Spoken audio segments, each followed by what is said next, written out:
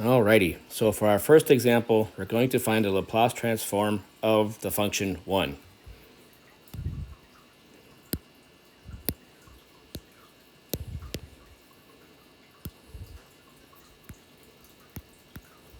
And we're going to use the definition of the Laplace transform, which is the integral from 0 to infinity of 1 times e to the negative st dt. And this is an improper integral, so we're going to make sure we use limits to find this.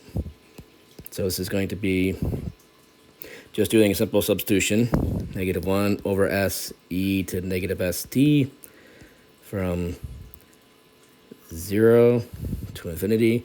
That's actually a lowercase t, so let me fix that real quick.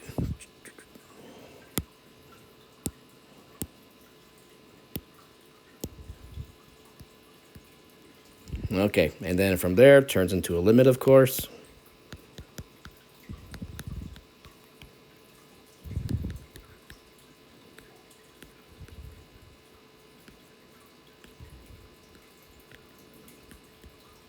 And then we can evaluate this limit.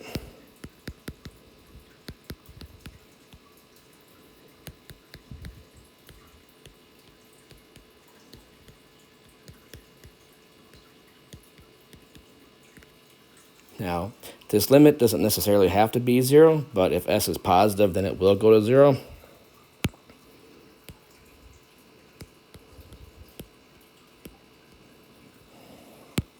So after that first term goes to 0, we've got negative 1 over s, which is just 1 over s. And of course is when s is greater than 0. So we've calculated and shown that the Laplace transform of 1 is equal to 1 over s, with the restriction that s is greater than 0.